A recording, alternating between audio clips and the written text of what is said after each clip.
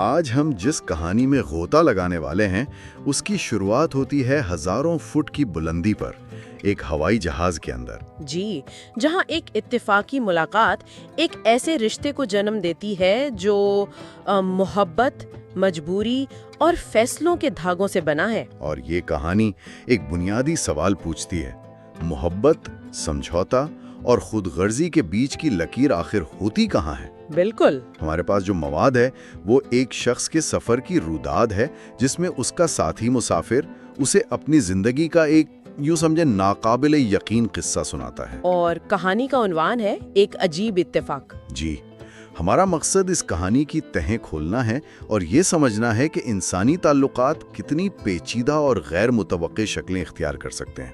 تو آئیے اس کی گہرائی میں اترتے ہیں اور دیکھیں کہانی جس ماحول میں سنائی جا رہی ہے، یعنی 8 گھنٹے کی طویل پرواز، وہ خود بہت اہم ہے۔ اچھا، وہ کیسے؟ ایک محدود جگہ میں اجنبیوں کے درمیان اکثر ایسی باتیں ہو جاتی ہیں جو شاید عام زندگی میں کبھی نہ ہو، مطلب ایک طرح کا جبری اعتراف کا ماحول بن جاتا ہے۔ صحیح۔ کہانی کا راوی فرینکفرٹ سے نیو یارک جا رہا ہے اور اس کے ساتھ بیٹھا شخص اسٹیفن مقدونیہ کا ایک سول انجینئر ہے، اور وہ امریکہ اپنے بیمار والدین سے ملنے جا رہا ہے۔ جی، اور سفر کی لمبائی اور تنہائی کو کاٹنے کے لیے وہ اپنی کہانی سنانا شروع کرتا ہے۔ اور وہیں سے ہم اس کی دنیا میں داخل ہو جاتے ہیں۔ کہانی شروع ہوتی ہے اس کی جوانی کے دنوں سے، مقدونیہ کی مشہور اوہرڈ جھیل کے کنارے سے۔ جی، اسٹیفن بتاتا ہے کہ وہ طالب علمی کے زمانے میں گرمیوں کی چھٹیوں میں ایک ہوٹل میں پارٹ ٹائم کام کرتا تھا۔ ایک محنتی اور خود مختار نوجوان۔ بالکل۔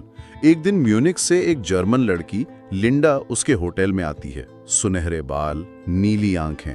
اور وہ پہلی بار مقدونیہ آئی تھی اور اسے جھیل کے منظر والا ایک کمرہ چاہیے۔ جی، اور یہاں ان کی ملاقات بالکل فلمی انداز میں ہوتی ہے، جہاں 2 مختلف دنیاؤں کے لوگ ایک خوبصورت جگہ پر اتفاقاً ملتے ہیں اور پہلی نظر میں ہی ایک دوسرے کی طرف کھنچے چلے جاتے ہیں۔ ہاں، اور اسٹیفن جو ایک خوش مزاج اور دلکش نوجوان ہے، فوراً لنڈا پر اپنا اثر چھوڑ دیتا ہے۔ وہ اس سے وعدہ کرتا ہے کہ وہ اس کے قیام کو یادگار بنا دے گا۔ اور یہاں سے کہانی ایک دم تیز رفتاری سے آگے بڑھتی ہے۔ ان کا رشتہ پہلی ہی رات کو، ذرا رکیے، پہلی ہی رات؟ جی، پہلی ہی رات کو ایک پرجوش محبت کی کہانی میں بدل جاتا ہے۔ یہ بہت تیز ہے۔ یہ صرف جسمانی کشش کی بات نہیں ہے، یہ شاید دونوں کی شخصیت کے بارے میں کچھ بتاتا ہے۔ مطلب؟ لنڈا جو ایک نئے ملک میں اکیلی ہے، شاید ایک طرح کا تحفظ اور رومانچ ایک ساتھ تلاش کر رہی تھی، اور اسٹیفن وہ شاید اس توجہ سے بہت خوش تھا۔ بالکل۔ خیر، لنڈا کی 15 دن کی چھٹیاں پلک جھپکتے ہی گزر جاتی ہیں۔ ہاں۔ وہ اپنا سارا وقت اسٹیفن کے ساتھ گزارتی ہے، پکنک، گھومنا پھرنا، رات گئے تک باتیں۔ دیکھنے والوں کو لگتا تھا کہ وہ کوئی نیا شادی شدہ جوڑا ہے۔ ہاں، اور جب جانے کا وقت آتا ہے تو لنڈا نہ صرف اپنا بلکہ اسٹیفن کے سارے اخراجات کا بل بھی خود ادا کرتی ہے۔ اچھا۔ اور جلد واپس آنے کا وعدہ کر کے چلی جاتی ہے۔ اچھا، تو یہاں سے ایک اور اہم پہلو سامنے آتا ہے، لنڈا کا تمام اخراجات اٹھانا۔ جی، یہ صرف ایک مالی پہلو نہیں ہے، یہ شروع سے ہی رشتے کی شرائط طے کر رہا تھا۔ اسٹیفن ایک طرح سے کیپٹ مین کے کردار میں آ جاتا ہے۔ تو آپ کا مطلب ہے کہ طاقت کا توازن شروع سے ہی لنڈا کے حق میں تھا؟ ہاں بالکل، یہ کوئی برابری کا رشتہ نہیں تھا۔ وہ مالی طور پر اس پر انحصار کرنے لگا تھا، چاہے وہ اسے تسلیم کرے یا نہ کرے۔ اور یہ بات آگے چل کر اس کے فیصلوں پر بہت گہرا اثر ڈالے گی۔ یہ تو میں نے سوچا ہی نہیں تھا۔ خیر، ان کا رابطہ فون پر جاری رہتا ہے جس کا خرچ بھی ظاہر ہے لنڈا ہی اٹھاتی ہے۔ جی، لنڈا ہی اٹھاتی ہے۔ 6 مہینے بعد جنوری کی سردیوں میں لنڈا واپس آ جاتی ہے، اس بار پورے 1 مہینے کے لیے۔ پورے 1 مہینے کے لیے۔ اور یہی وہ وعدہ ہے جو اس کہانی کو ایک عام سمر رومانس سے الگ کرتا ہے، کیونکہ وہ صرف وعدہ نہیں کرتی، وہ واقعی واپس آتی ہے۔ صحیح۔ اس کا مطلب ہے کہ یہ اس کے لیے صرف ایک چھٹی کا رومانس نہیں تھا، وہ اس رشتے کو لے کر سنجیدہ تھی۔ بالکل، اور اس بار وہ صرف اوہڈ تک محدود نہیں رہنا چاہتی۔ وہ کہتی ہے کہ اسے پورا مقدونیہ دیکھنا ہے، خاص طور پر سکی ریزورٹس۔ جی، اسٹیفن اس کا ٹور گائیڈ بن جاتا ہے۔ وہ گاڑی کرائے پر لیتے ہیں اور پورے ملک میں گھومتے ہیں۔ اور یہ سلسلہ 1-2 بار نہیں بلکہ پورے 3 سال تک چلتا ہے۔ 3 سال؟ 3 سال یہ ایک بہت لمبا عرصہ ہے. یہ رشتہ اب محض ایک رومانس نہیں رہا بلکہ ان کی زندگیوں کا ایک مستقل حصہ بن چکا ہے. سال میں 2 بار ملنا، ایک ساتھ سفر کرنا، یہ ایک مستحکم طویل مدتی تعلق کی شکل اختیار کر چکا ہے. لیکن یہ تعلق ایک بہت بڑی سچائی پر پردہ ڈال کر قائم تھا. ایک منٹ، تو آپ کہہ رہی ہیں کہ اسٹیفن اس پورے عرصے میں اپنی دوسری گرل فرینڈ کو دھوکہ دے رہا تھا؟ دھوکہ، یا شاید وہ خود کو یہ کہانی سنا رہا تھا کہ یہ رشتہ عارضی ہے. اچھا. میرے خیال میں شاید دونوں. انسان خود کو بہلانے میں ماہر ہوتا ہے نا. ہو سکتا ہے وہ خود کو یقین دلا رہا ہو کہ لنڈا کے ساتھ اس کا رشتہ ایک الگ دنیا ہے جس کا اس کی حقیقی زندگی سے کوئی تعلق نہیں. لیکن 3 سال بعد یہ دونوں دنیایں ٹکرانے والی تھیں. جی، اور وہ ٹکراؤ تب ہوتا ہے جب لنڈا شادی کی ٹھوس تجویز پیش کرتی ہے. وہ کہتی ہے کہ وہ جرمنی چھوڑ کر مقدونیہ شفٹ ہونے کو تیار ہے. وہ اسکوپچیا یا اوہرٹ میں گھر خریدیں گے اور ساتھ رہیں گے. یہ اسٹیفن کے لیے ایک دھماکہ تھا. بالکل. لنڈا نے اس کے بنائے ہوئے خیالی محل کی دیواریں گرا دیں. اب اسے انتخاب کرنا تھا. اسٹیفن اس تجویز سے بالکل حیران رہ جاتا ہے. وہ سوچنے کے لیے وقت مانگتا ہے. اور یہی وہ کہانی کا سب سے بڑا راز بتاتا ہے. جی، کہ اس کی پہلے سے ہی مقدونیہ میں گرل فرینڈ ہے جس سے وہ شادی کرنا چاہتا ہے، خاندان شروع کرنا چاہتا ہے. اور لنڈا اس حقیقت سے 3 سال تک بالکل بے خبر تھی. 3 سال تک. یہ ایک بہت بڑا انکشاف ہے. یہ اس کے کردار کی پیچیدگی کو ظاہر کرتا ہے.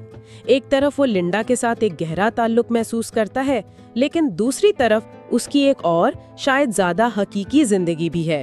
اور وہ لنڈا کے ساتھ تعلق کو ایک جال کہتا ہے. ایک جال جو اسے اپنی طرف کھینچتا تھا لیکن جس کا مستقبل اسے خوفزدہ کرتا تھا. اور معاملہ تب اور بگڑ جاتا ہے جب اس کی مقدونیائی گرل فرینڈ بھی شادی کے لیے دباؤ ڈالنا شروع کر دیتی ہے. تو وہ 2 کشتیوں کا سوار تھا اور اب دونوں کشتیاں ڈوبنے کے قریب تھیں.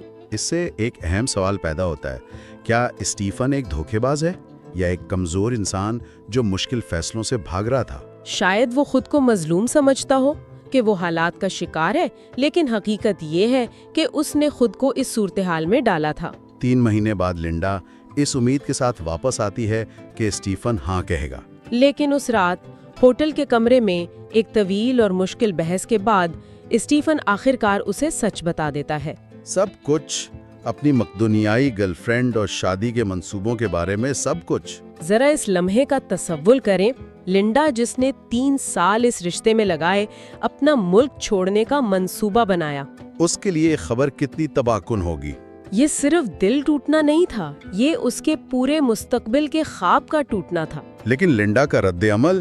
ہاں، اس کا رد عمل کہانی کو ایک ایسی سمت میں لے جاتا ہے جس کی کوئی توقع نہیں کر سکتا. وہ کہتی ہے ٹھیک ہے، شادی نہیں کرتے. لیکن پھر وہ ایک شرط رکھتی ہے. وہ کہتی ہے کہ ان کا رشتہ ختم نہیں ہوگا، یہ اسی طرح جاری رہے گا مقدونیہ اور جرمنی میں، اور وہ اس کے اخراجات پہلے کی طرح اٹھاتی رہے گی. یہ حیران کن ہے. یہ محبت نہیں، یہ ملکیت کا دعویٰ ہے. وہ شادی سے دستبردار ہو رہی ہے لیکن اسٹیون سے نہیں. وہ اسے مکمل طور پر کھونے کے لیے تیار نہیں. بالکل، چاہے اس کے لیے اسے ایک غیر روایتی، اخلاقی طور پر مشکوک انتظام ہی کیوں نہ قبول کرنا پڑے. لیکن کیا یہ واقعی ایک سمجھوتا ہے یا لنڈا کی طرف سے اسٹیفن کو جذباتی طور پر بلیک میل کرنے کا ایک طریقہ؟ آپ نے صحیح پکڑا. وہ جانتی تھی کہ وہ مالی طور پر اس پر انحصار کرتا ہے. اس نے اسے ایک ایسی پیشکش کی جسے وہ شاید رد نہیں کر سکتا تھا. یہ اب ایک محبت کا رشتہ نہیں رہا، یہ ایک کاروباری معاہدہ بننے جا رہا ہے، ایک ٹرانزیکشنل ریلیشن شپ جہاں ہر کوئی اپنی شرائط پر کچھ حاصل کر رہا ہے. جی، لنڈا اسے کھونا نہیں چاہتی اور اسٹیفن وہ شاید اس طرز زندگی کو کھونا نہیں چاہتا جو لنڈا کی وجہ سے اسے ملا تھا. لیکن کہانی یہاں ختم نہیں ہوتی. اسٹیفن اس کی شرط قبول کرتا ہے لیکن اپنی ایک شرط رکھتا ہے. اور یہ اور بھی عجیب ہے. وہ کہتا ہے ٹھیک ہے، لیکن پھر تم بھی جرمنی میں کسی سے شادی کرو گی اور میں مقدونیہ میں اپنی گرل فرینڈ سے شادی کروں گا، اور ہم ایک دوسرے کی شادیوں میں بطور دوست شرکت کریں گے. ایک لمحے کے لیے اس پر غور کریں. یہ کوئی عام رشتہ نہیں رہا، یہ ایک باقاعدہ پیچیدہ معاہدہ ہے. یہ اسٹیفن کی طرف سے اس غیر متوازن صورتحال میں کنٹرول حاصل کرنے کی ایک کوشش ہے. ہاں، وہ کہہ رہا ہے اگر میں پوری طرح تمہارا نہیں ہو سکتا تو تم بھی پوری طرح میری نہیں ہو سکتی. ہم دونوں اپنی اپنی عوامی زندگیاں جئیں گے اور یہ ہماری خفیہ زندگی ہوگی. اور سب سے حیران کن بات یہ ہے کہ لنڈا مان جاتی ہے. وہ مان جاتی ہے؟ جی، वो उसी साल के आखिर तक शादी करने पर इत्तेफाक करते हैं और एक दूसरे की शादियों में अपने अपने शरीके हयात के साथ आने का वादा भी करते हैं। ये मुआहदा रिवायती अखलाकियात और समाजी असूलों को मुकम्मल तौर पर चैलेंज करता है। इसमें आप सिर्फ 2 लोग नहीं बल्कि 4 लोग मुलव्विस होने वाले हैं, जिनमें से 2 को शायद इस मुआहदे का इल्म भी नहीं होगा। ये सवाल पैदा करता है कि मोहब्बत, वफादारी और धोखे की हुदूद क्या हैं? सही। और कहानी के मुताबिक वो इस मुआहदे पर अमल भी करते हैं। मतलब दोनों की शादियां हो जाती हैं? दोनों की शादियां हो जाती हैं और उनका रिश्ता इसके बाद भी जारी रहता है। वाह। स्टीफन रावी को बताता है कि उसे ज़मीर की खलिश महसूस होती है। उसे लगता है कि उसने कुछ गलत किया है, लेकिन वो लिंडा से खुद को अलग भी नहीं कर पाता। इसका ज़मीर उसे कचौके लगाता है। ये इस बात की निशानदेही करता है कि वो इस सूरत हाल के इखलाकी बोझ को समझता है। ये कोई ऐसी चीज नहीं है जिस पर उसे फख्र हो, बल्कि ये एक ऐसी हकीकत है जिसके साथ वो जी रहा है। वो इस जाल से निकलना चाहता है, लेकिन शायद इस जाल की सहूलियात उसे निकलने नहीं देती। ये रिश्ता अब मोहब्बत से ज्यादा एक पेचीदा बाहमी इन्हिसार पर मबनी इंतजाम बन चुका है। बिल्कुल। कहानी के आखिर में स्टीफन एक और हैरानकुन बात बताता है। अच्छा? वो कहता है कि वो अमेरिका आने से पहले कुछ दिन फ्रैंकफर्ट में लिंडा और उसके शौहर के साथ गुजार कर आए। क्या? उसके शौहर के साथ? जी, और लिंडा और उसका शौहर दोनों उसे एयरपोर्ट पर छोड़ने आए थे। ये आखिरी तफसील इस इंतजाम की पेचीदगी को और भी बढ़ा देती है। अब इसमें लिंडा का शौहर भी जाने या अनजाने में शामिल हो गया है। ये एक ऐसा समझौता है जो बाहर से देखने में नाकाबिले यकीन लगता है।